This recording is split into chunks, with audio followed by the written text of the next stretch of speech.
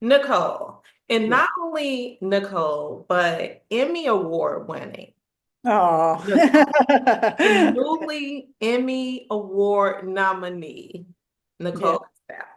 Oh. The mastermind, one of the masterminds behind one of my absolute favorite series this season, Sirens. Yay. You feeling like you've already like locked in an Emmy Award, like you're in the running yet again. How does all of this feel to you? It's definitely surreal. I mean, with Watchmen, it was COVID. So that was and that just seems, anything pre-COVID and then COVID feels like a different lifetime. And I remember in that moment feeling like this is a once in a lifetime experience and it may never happen again. And then to have it happen again is like, holy shit. Yeah. I can't like to be able to say two time is like it's not real. Like I'm like, who's that? So it's definitely a big pinch me moment. And yeah, I'm really floored. I'm so honored and yeah, it's a moment of just really feeling like, this track record is really, established in a way that I can't quite believe. I feel like that's literally like the perfect segue into another conversation I want to have with you. Like this phase in your career. If I'm not mistaken, you've worked on nearly 30 plus projects at this point as a filmmaker, director, executive producer, writer, all the things. Nicole, how are you feeling about this phase of your career? Like, I mean, you have to be like beyond. I am. I definitely thank you. Like I truly am. And I mean, I remember a couple years ago there was a sudden tipping point where I felt like I had a body of work, because when you start out, you're like you're building your body of work, you're building your resume. And I didn't see it coming where like suddenly also I'd be reuniting with people I hadn't worked with for 10 years or to like realize I'd been in the game long enough that I was reuniting with people and that I suddenly had truly a body of work. Um, and I remember while it takes years, it also felt really fast because on one hand, Claus was my first pilot. So that was like a first, there's the first feature and then doing the first episode of a show and then doing the first pilot. All of those are big first like milestones. And then Watchmen was my second. And so I went from like Claus, so I still felt new to the world of pilot directing and definitely producing directing. And then I went into it with the baby, and suddenly I was like the senior in the room. And I like from Watchmen, where I was the junior to like the baby, it was a really young writing team, producer team. And I was like, where is all that stuff in between? So I Yeah. kind of jumped, and it was incredible to get to just leap into that role. And I felt with Sirens, I was really conscious that I was just getting to it was the accumulation of all of that knowledge. And I just love, so I feel, I guess everything, like every project is still new and terrifying and anxiety provoking, but I feel this deep knowledge of experience and really that just gives me strength when I go in the room with executives or whomever it may be, that I feel like I'm not being questioned as deeply as I might have been in the past or doubted, or I don't have to fight quite so hard. I will always fight to please myself and to please, to I will always fight for the project. But it's a nice feeling to just come in with a sense of I have a track record that people can trust innately. I love when I have conversations with individuals, listen, Emmy nominee individuals such as yourself. And, obviously, as a journalist, as a reporter, I prep. I do my research. I prepare Yeah, my questions beforehand. If you're a smart yeah, journalist, a yeah. conversationalist, but I love when I'm speaking with individuals such as yourself, and it creates a pathway for me to pivot, Mhm. off script. Yeah. I want to talk more to you about not the next question that I had, right? Okay. I Love want to it. hear more about the tipping point for you and credibility and not only Hollywood, but I think like when you're operating and maneuvering in a space that is passionate and like purpose driven and life in general, like what was that tipping point for you? And at what point did you say to yourself, listen, I am I am she. She is me. I am Yeah, Nicole. Just like you said, I can walk correct. into this room with these executives, like my portfolio, like my work speaks for itself. Was it, Watchmen when you won the Emmy Award, Right. or was it after, before? Like, talk to me about that. It's like I love this question. I'd say it's a little more fuzzy in a sense, in that there's both kind of the big picture and then project specific. And with each project, the tipping point was once when I showed the lookbook and I showed my passion. I said, this is what I spoke to my passion. I showed like, this is what you will get if you go with me. And I literally put it in pictures. And so then they know what they're getting. And then if there's like a budget pushback or whatnot, I can say, this is the vision I sold. This is what you bought. You need to invest in what you bought, and if not, of course I'm going to help troubleshoot and fit within a box, but you bought what you bought. So in one hand, there's always that tipping point per project. And then big picture wise, I mean, it's interesting. Again, there's kind of it's like little earthquakes rather than one big one. I remember after my first feature film, I heard Kira Sedgwick say in an interview in describing me that I was the mouse that roared. And that just meant so much to me because I'm small in stature. I have a quiet voice. I run a quiet set. I'm not a typical male director, or I'm not a typical director, even whatever.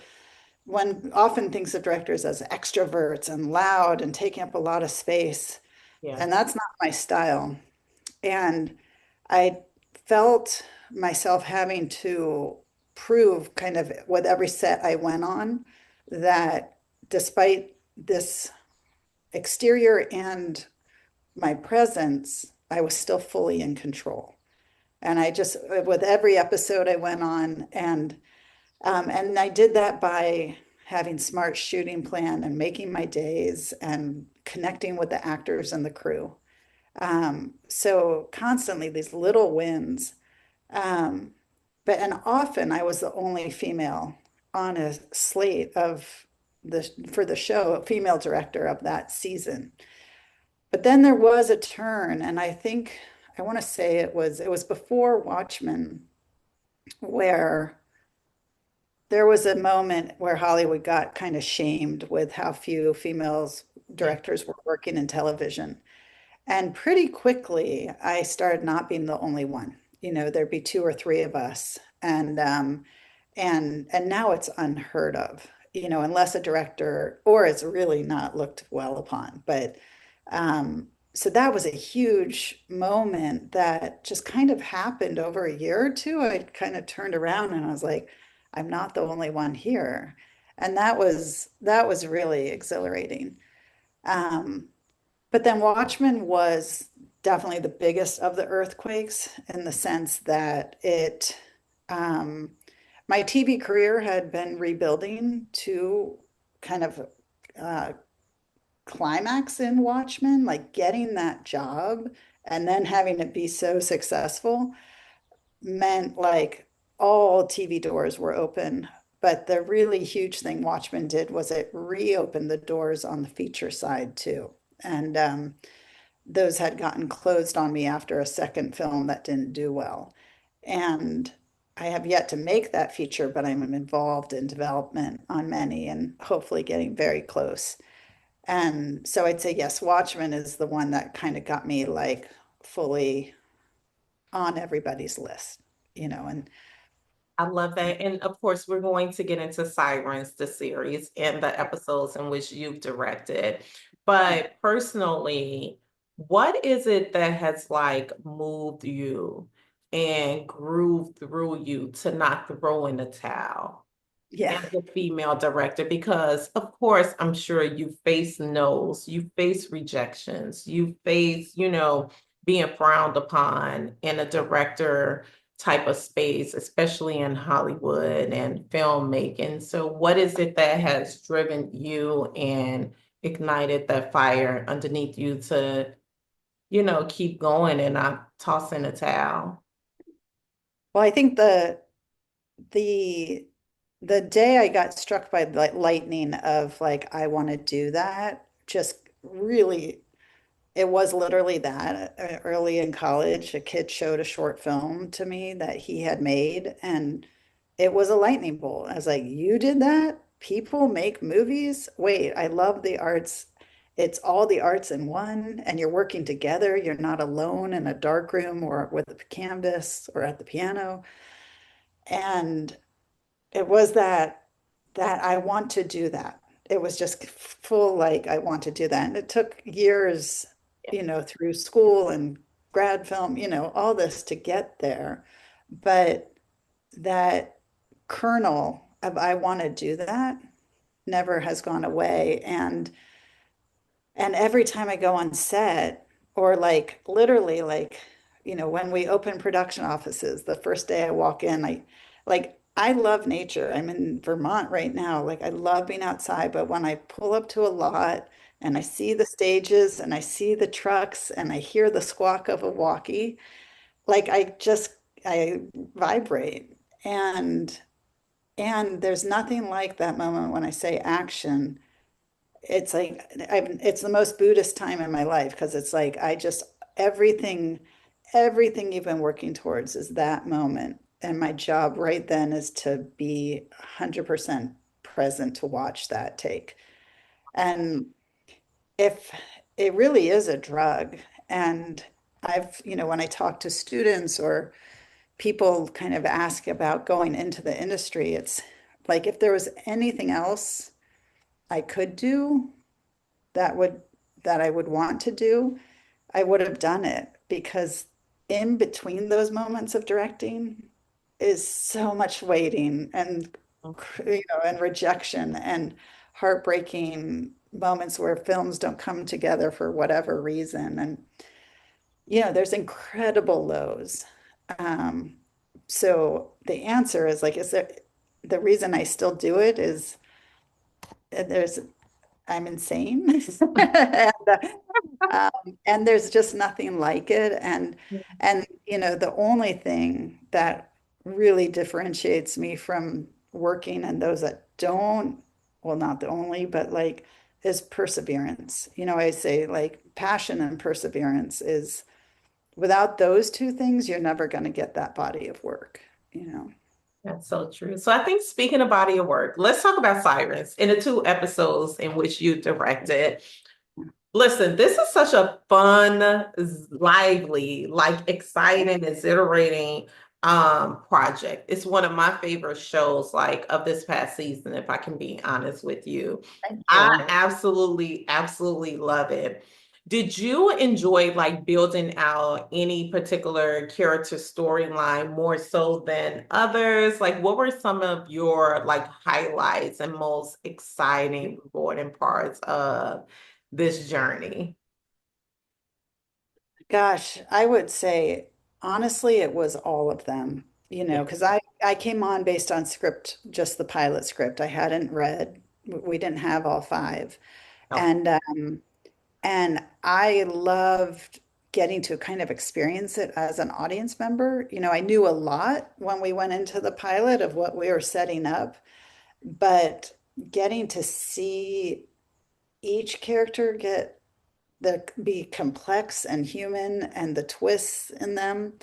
I loved getting to experience that as an audience member of like just the depth of which Molly, the writer, just was beautifully kind of pulling the rug out from us of what was our own prejudgment Yeah.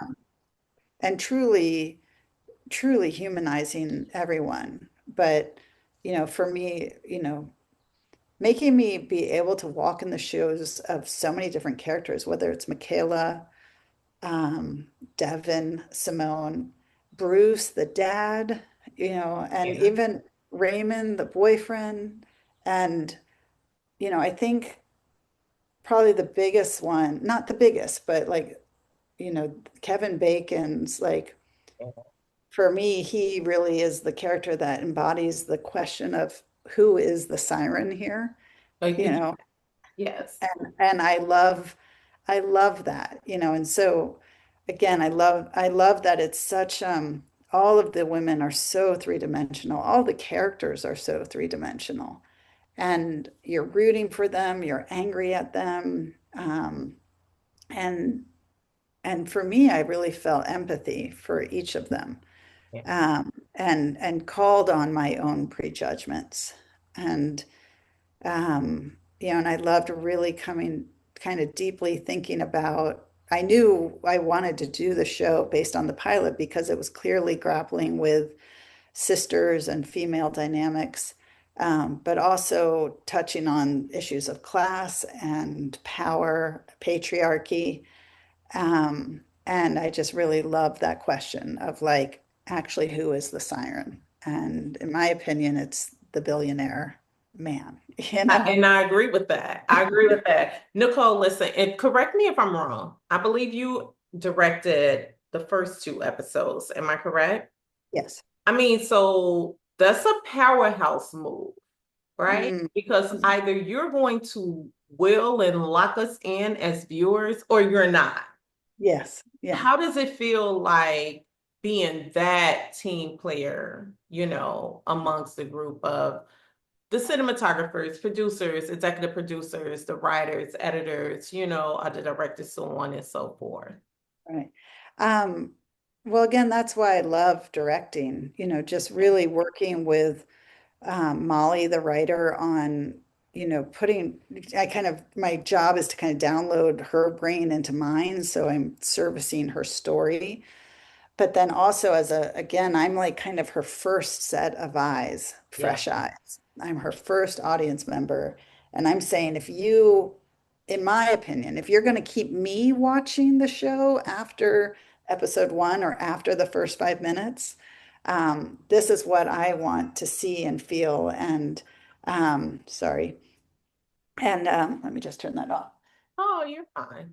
Um, and Yeah, so that's where kind of the cinematic side of it comes into play for me of like I really love seeing things that are strongly directed, so I know I'm in the hands of of a director that is crafting the look of this material. So you know, I think tonally is we discuss a lot, but it's just making sure we've hooked people in the first 10 seconds, in the first minute, in the first 5 minutes, at the end to get them into episode two, at Yeah. the end of episode two to get them to, you know, so just really collaborating on how to make this visually delicious on top of um, the characters, the stories, the words that are catapulting us through. I mean, you definitely did the damn thing. I have to say, Oh, like, kudos to you. So obviously, this is clearly Emmy Award nominee type of work. But it leads me to ask, of course, we know this was a 5 episode limited series, but I want more, Nicole. I want more. The world wants more. The fans, the viewers want more. Are we going to get more of Siren? I honestly don't know. I don't think so. When we made it, it was zero part of our conversation. Mhm. Um, I don't know what may be percolating in Molly or Netflix now that it's had uniformly, this is the first question people say is there more? And when I was first asked it, I was stunned. I didn't see that coming. And it's so wonderful to see how much people want more. Yeah. And honestly, it's the characters, the story's based on a play that Molly wrote 15 years ago. So, she knows these characters inside and out. And if they have another story asking her to tell, maybe she will. But right now, I don't have any, I'm not sitting on any secrets, or I really just don't know. Yeah. Listen, you see, I was digging. I'm I digging know. in. I'm I trying to know. will it in. I Nicole, when know. you go into these projects and you say yes to certain opportunities and you get into the whole rigmarole of directing, writing, producing, are you thinking in your head, this is going to be award-winning type work? I really try not to because you so can't predict the outcome. And I've gone through those disappointments where I thought I was, and boy, I wasn't. And have just learned, this phase is truly the cherry on top. Um, I know I'm gonna give it my all, um, but it's such a mystery of like, who else, what else has been made that year? How will it land? Um, I knew that with this, I was really proud of the directing choices that went into it and the aesthetic, the shots, and again, the story. So that I was so proud. I am so proud. But I didn't I feel like the minute somebody says that when we're in the process of making something, I like touch wood, knock wood, like I just that feels like a curse to me. It's like, and you just can't take things for granted. And also I don't want to get cocky. It's like I don't want to get lazy. Being anxious or stressed is not pleasant, but it does bring out the best in performance, I feel, for me. My father's a neurosurgeon, and I remember him saying if he ever went into the OR and wasn't feeling nervous, he knew it was time to retire, because you have to care that much and also know that just how easy it is to falter. In his case, it was life or death matters. Unfortunately, it's not with film. But yeah, I don't think I have. I think the minute I go into something thinking this will be an award, I will have gotten lazy. And I hope to never be that filmmaker. So powerful. That Yeah. that is so Uh, powerful. Honestly, I feel like I can ask you like at least four more questions, and I have like seven more written down.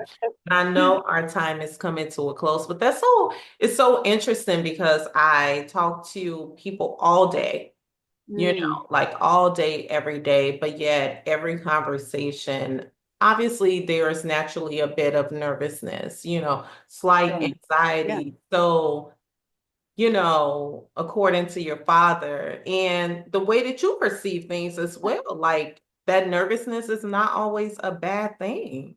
Right. No, Yeah. I think I mean, anxiety obviously in an extreme is not good, and it's got such a negative connotation. But I had a friend going to a teaching job recently, and she was really anxious, and I said to her, just remember, anxiety exists in the human realm for a reason, and it's to enhance performance. Like if you're not scared of that lion, you're gonna get eaten. So um, just to remember, like it's uncomfortable, but it does. I see it as performance enhancement. And again, I hate losing sleep. I just went through a couple of weeks of sleepless nights over presentation I'm making. I hate it. I hate feeling anxious, but it sure does make me work my ass off. I'm the same way. Nicole, thank you so much for your time today. What are your Huh. hopes leading up into this Emmy season that we're currently in before I let you go? Like, what would locking in this win mean to you? To me, getting nominated is the win, like hugely. I didn't see it coming, and um, it's an extraordinary slate of films that have been nominated. So I have zero expectations for the evening, and except to just like be there. Like again, I'm terrified of going to the event.